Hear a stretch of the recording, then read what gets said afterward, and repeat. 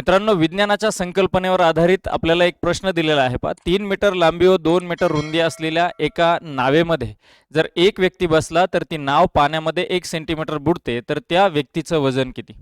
आता इथे विज्ञानाची कोणती कन्सेप्ट वापरावी लागेल? तर पाण्यात असलेली जी बोट आहे त्या बोटेतील व्यक्तीचं वजन किंवा वस्तुमान जर आपल्याला शोधायचं असेल, तर आपल्याला त्या बोटेचे आकारमान गुणिले त्या पाण्याची घनता किती याचा विचार करावा लागतो. आता पहा, आकारमान काय आहे तर 3 गुणिले 2 हे मीटरमध्ये दिलेले. 3 मीटर लांबी, 2 मीटर रुंदी आणि 1 सेंटीमीटर ती बोट व्यक्ती बसल्यानंतर पाण्यात बुडते. हे सेंटीमीटरमध्ये दिले, तर याचं आपल्याला मीटरमध्ये रूपांतर करून घ्यावं लागेल. हे झालं त्या बोटेचं आकारमान. आणि घनता किती घ्यायची? तर घनता पहा, जर आपल्याला केजी पर मीटर क्यूब या परिमाणात घनता घ्यायची असेल तर पाण्याची घनता 1000 असते. ग्रॅम पर सेंटीमीटर क्यूब अशी जर पाण्याची घनता असेल तर ती 1 असते.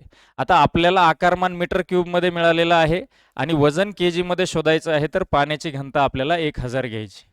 आता या ठिकाणी पॉईंट तुमचा 2 घरं पुढे सरकला तर 2 शून्य कॅन्सल होतील. मग गुणाकार 3 1 3, 3 2 6, 6 1 6 आणि वरचा शून्य जसाच्या तसा.